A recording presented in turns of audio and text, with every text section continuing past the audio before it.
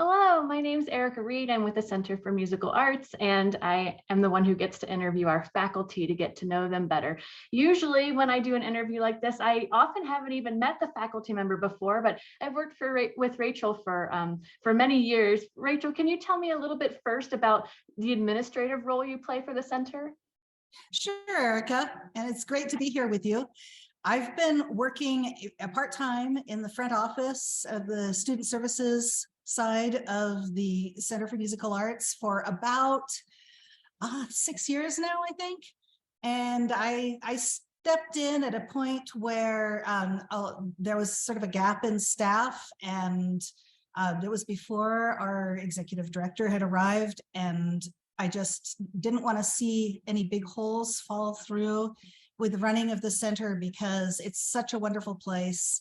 And so I immediately started helping out with handling payroll for the faculty and setting schedules, stuff like that. And that's mostly what I work on. Wonderful. Okay, so let's transition and talk about your role as a faculty member. Can you tell me what you teach and how you came to teach at the center? Sure. I'm by training a classical singer, and I came to Colorado with my husband in '97 when he got a job at the university. And in '98, we had our first child. So at that point, I was not really in the mood to do a lot of heavy rehearsing and traveling and late night performing. And I'd always taught along with the performing as well. And luckily, my friend Peggy Bruns said, well, I've just started up a school. And so she invited me to come on out. At that point, they were still at Cannon Street at a little dinky, tiny church with ex-church, I should say, with 3 studios up in the attics that were hot as blazes. And I started out there, and then within a year, we moved over to our new building, which is our present location, which is a much bigger space and just so wonderful to be at. And this would have been 25, 26 years ago when the school was just starting? Yeah, well, a little later. I mean, I would say, yeah, so from the middle of 99 to 2000. As when I started. Yeah, so almost 25 years, 22. Over 20 years. Yeah, exactly. A good long time. And since right. the real birth of the Center for Musical Arts. So its whole history, the ins and outs, and the admin side and the faculty side, you know it all. I've seen where a lot of the skeletons are buried. Yes. We won't unearth any of them here. No. So you teach voice and piano. Can you tell me a little bit about your teaching philosophy? Sure. And it's a little different depending on which instrument it is and also the age of the person involved. For piano, I do beginners, mainly really young children, because I also have a background in early childhood music education, and I've taught those little kid classes. And most of my piano students are, I'd say, 5 to 9. There's some older ones who are also beginners. And so it's really basics. It's getting them an immediate sense of accomplishment that, yes, I can play this, I can, learn these notes, and I can find my way around the keyboard. And I think that's really exciting for them.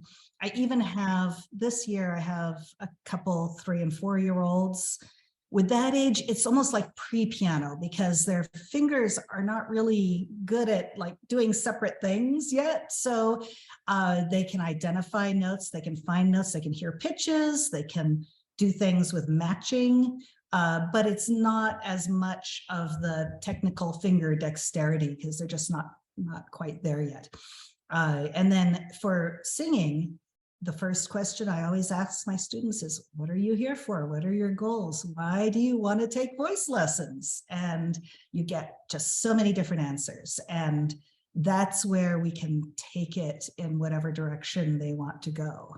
And then I have a— Can you tell me just a couple of the things that kids say about why they're taking voice lessons? Sure. The most general is, oh, I just like to sing. And then what I try to do is usually they have one, narrow focus of music that they've been introduced to, whether it's through their parents or listening to whatever they listen to. And so I take that as a starting point. This is what you're familiar with. And I use a sort of stealth technique of trying to introduce them to a lot of new things that they may not know, they may not think they like. Maybe they don't like it, but they may find something they really are attracted to, and always within whatever age level is appropriate for that. And then for adults, they often say, I've had many who have said, I stopped singing in second grade when my music teacher said I have no pitch, or my piano teacher told me I couldn't play, and which is heartbreaking, especially if they're 60 or something. And I just show them that, yes, you can learn, you can find something that you enjoy doing. And if you are brave enough, you can take it out in the world and do your karaoke night with your friends, or do a sing-along, whatever you want to do, sing Christmas carols with your family. Yeah. I think that's fantastic. So we will explore this further in another video, but you also teach our kids choir, which sounds like it brings together a lot of what you're discussing. Can you just briefly describe that class? Sure.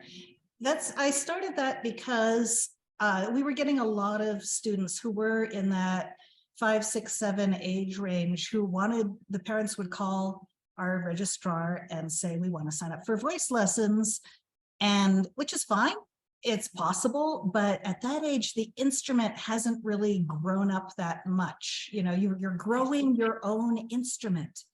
And so there's a lot of things you can do at that age, but it's not as useful to have a one-on-one lesson. Whereas you get a bunch of kids together, singing together, they have that social aspect that they all crave at that age.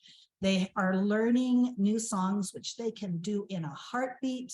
They will pick up things in a week, from one week to another. It's a no homework kind of class, but from one week to the next, they've got everything memorized because they're just geared for that. Their brains are set up to acquire language and acquire music and memorize it immediately without any trouble.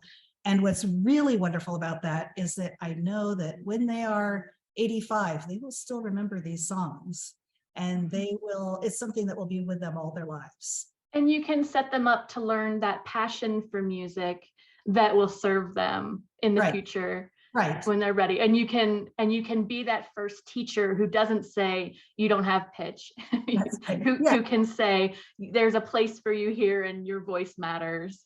That's right. And we do a lot of fun songs. Some songs they know, because it's good to have something familiar, but I love throwing in things that are fairly well known. A lot of people might know them, but these kids have never heard them before. And so it's new to them, and that's always exciting. Yeah.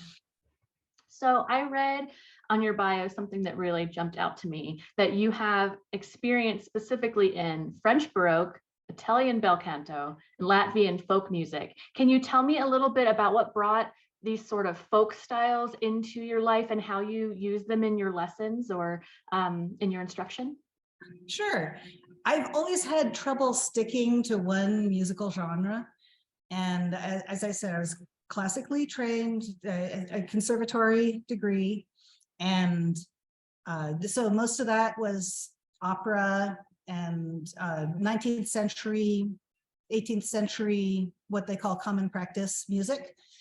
But then after I got my degree from New England Conservatory, I started studying with a bel canto specialist, Richard Conrad, in Boston, and just fell in love with that sort of music. That's Rossini, Donizetti, people like that who are writing operas in a very florid style. And the specialty is on bel canto, means beautiful singing. It's on the importance of the beauty of the voice.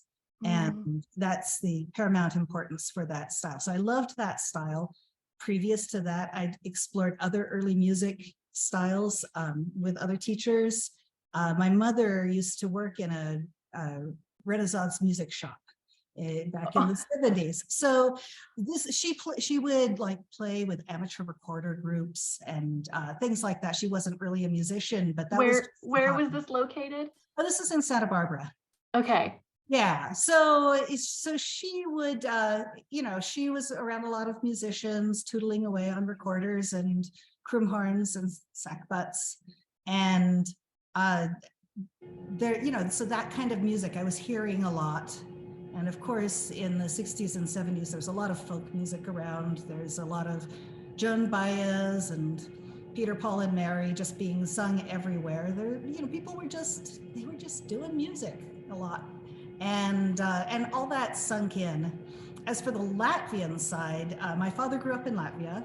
So when I moved to Boston to go to New England Conservatory, I ended up just by chance being living in a house that was a block away from the local Latvian church. And so, of course, I started singing in the choir there. Yes. Learning all the music and culture that I hadn't got growing up from that side of the family. So that was really, that was a great experience, and that's something I've kept with me ever since. So do you get a chance to return to that music in your life now? Just on my own. Yeah. Just, there is a Latvian community in Colorado, but it seems to be more centered south of Denver. And we're sort of spread out thin in the West. That's partly why I didn't know that many Latvians growing up in California. And so I just, I listen to it. I have a playlist on Spotify of my Latvian music that I put on while I'm doing payroll. And will you send me the link that I can include it in our blog post? Okay, all right. Well, when you're not teaching and listening to music and working at the center, what else fills your life these days, Rachel? Well, I've got my chickens, I've got my garden, and since we're empty nesters now, when I'm not too busy teaching, I foster puppies and kittens with a couple of local shelters. So and then in between those things, I like to travel and hike. And I've seen a kitten from time to time on our Zoom calls. And is there anything else that I have not covered today that you think would be interesting or important to know for a prospective student or a prospective parent who is looking to enroll their child? Because it sounds like you do a lot of that early education and music. Anything else that they should know about you or the way that you teach? I would just say for anyone who's thinking about lessons, and what I've learned in my life and advice I got as well, is any opportunity you get, if you think you might be interested in it, give it a try. And you may find you're passionate about it. If you're not, you'll at least have an interesting time. And you never know when it'll lead to something really great. Okay, perfect. Thank you so much for spending the morning with me, Rachel. Well, thank you.